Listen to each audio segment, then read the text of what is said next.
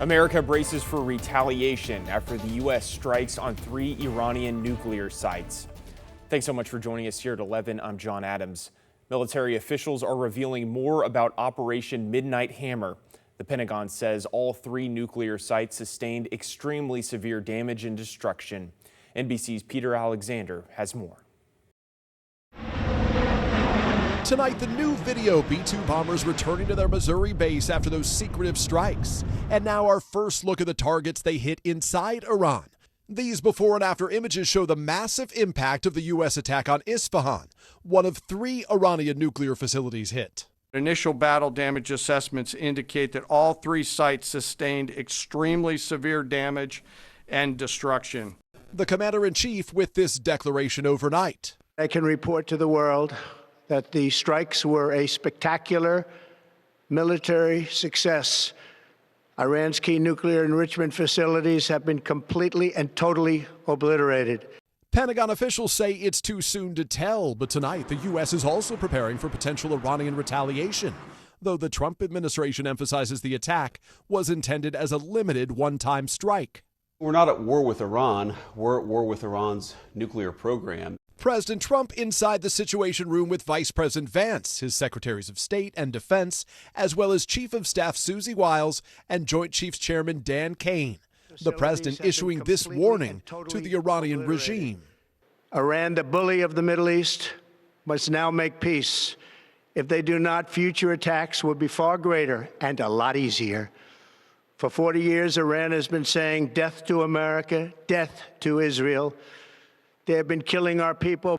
I decided a long time ago that I would not let this happen. The historic U.S. military operation complex and choreographed. The nuclear sites targeted, Natanz, Isfahan, and Fordo, buried deep beneath an Iranian mountain.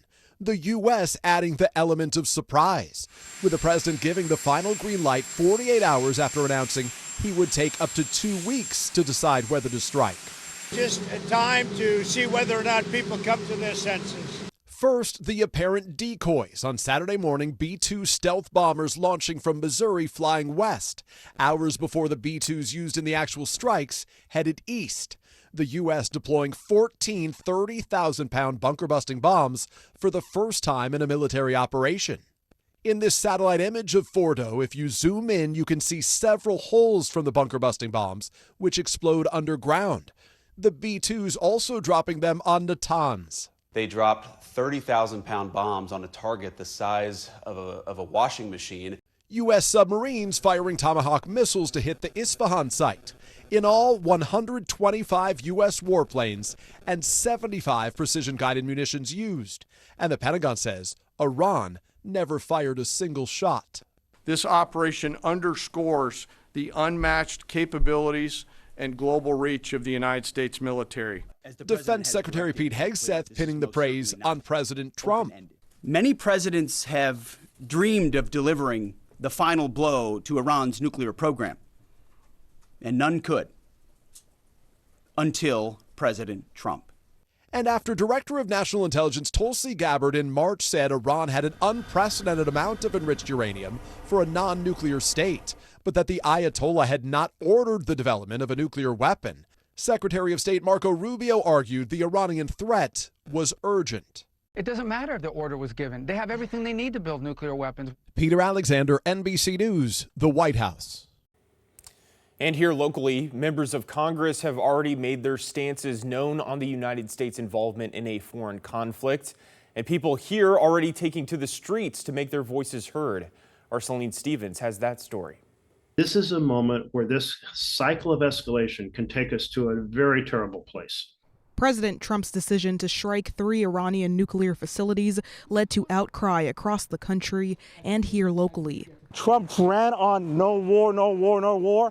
What about now? We believe, like the majority of Americans, do not want a war with Iran and want our tax dollars to improve the lives of Americans here. I think the bottom line is people really do not want war. They want peace. The U.S. joining in on the attack initially launched by Israel after they claimed Iran was close to building a nuclear weapon. Our intelligence community has followed this extremely closely. They did have a significant amount, about 1,000 pounds of 60% enriched uranium, which is not enriched enough to build a nuclear weapon. Senator Jeff Merkley, a senior member of the Senate Foreign Relations Committee, warning while it's easy to get into war, it's very hard to get out. And in addition, Israel had already said that it had done so much damage that it had set back the program in Iran for 2 to 3 years. So there was no urgency to act. Iran vowed retaliation, but President Trump warned against that Saturday. There will be either peace or there will be tragedy for Iran far greater than we have witnessed over the last 8 days. Local Republicans like Congressman Cliff Bentz wrote in a statement he supports the president's decision, also stating this is likely not the end of this crisis. People against the U.S.'s involvement came out in Portland, Hillsborough, and Beaverton to protest. To declare a war and to bomb Iran right now is, opening a can of worms that I think we're going to regret. Protesters left angered, calling the president's move unconstitutional. I totally respect the president's position in the Constitution as far as what the president's executive powers are. I have absolutely no respect for Donald J. Trump. Celine Stevens, KGW News. And today we're hearing from both sides of the political aisle from more local politicians. Oregon Democrat Representative Andrea Salinas saying in part, Donald Trump's decision to attack Iran is unauthorized and unconstitutional. Any future involvement needs to be debated and approved by Congress, especially if it involves our service members. While Oregon House Republican leader Christine Drazan said in part, Iran could not be allowed to obtain a nuclear weapon. I'm thankful for our brave servicemen and women whose successful mission protected so many. All right, time to talk our local weather and taking a live look outside over Portland. Conditions really improved over the last 24 hours as we went from that record-breaking rainfall to sunny skies and even pleasant temperatures by the later part of the day. Meteorologist Joe Ranieri is joining us now. Joe, what's the week ahead going to look like for us? Very pleasant is the best way to describe it. Yeah, we saw almost an inch of rainfall over the weekend, and we've only seen 3 days of measurable amount of rain. That basically is it, just 3 days, and we're looking at close to 2 inches of it so far this June. What to know for tomorrow? It's going to be a little bit warmer. There's going to be a little bit of some high clouds filtering in at times, so a mix of clouds and sunshine throughout the day. Slowly warming up later on this week. Nothing really above 85 degrees, and we're going to have to wait a few days before we hit that 85. So in between now and then, it's going to be very pleasant out there. A little bit of some lightning strikes along the Idaho panhandle there up there. That's the upper level low that brought all that rain. Now it's pushing off to the east, bringing a little bit of some unstable air throughout parts of Idaho and into Montana. But again, up the Oregon Cascades, you saw about 4 or 5 inches of new snow up at basically that 5,000 foot level over the last 24 hours. Yeah, you're not going to be dealing with any issues in terms of snow or inclement weather over the next few days. Definitely pretty out there earlier this weekend, but that's all kind of washed away a little bit as the temperatures warm up in the higher elevations. These are the clouds that we'll be seeing heading into tomorrow, but it is going to be a very nice start. I'll talk more about your detailed forecast, and if you're wondering, it's summer. When are we going to actually warm up and feel like summer? I'll get to that answer for you in just a few minutes. All right, Joe, thank you. We have an update now on a death investigation in the Woodlawn neighborhood. Portland police say they arrested and booked a suspect, 37-year-old Devontae Gibson, on a murder charge. Gibson is accused of murdering a man found dead inside of a home on Northeast Claremont Avenue.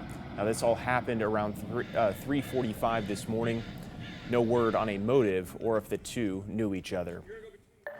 Portland police are looking for the suspect or suspects who killed a man in the Foster Powell neighborhood. Now, this happened just after midnight on Southeast Foster Road. Officers found an adult male stabbed to death in a parking lot. The suspect or suspects ran away from the scene. Roads were closed in the area, but have since reopened. Also last night, one person has been arrested for a separate stabbing in Woodburn. At around 12:30 a.m., Woodburn police officers say they found a victim with a stab wound at an apartment complex on Young Street. The victim was taken to the hospital in stable condition. Then around 6 this morning, Marion County SWAT found the suspect, 37-year-old Luis Morales. He's now facing multiple charges, including attempted murder.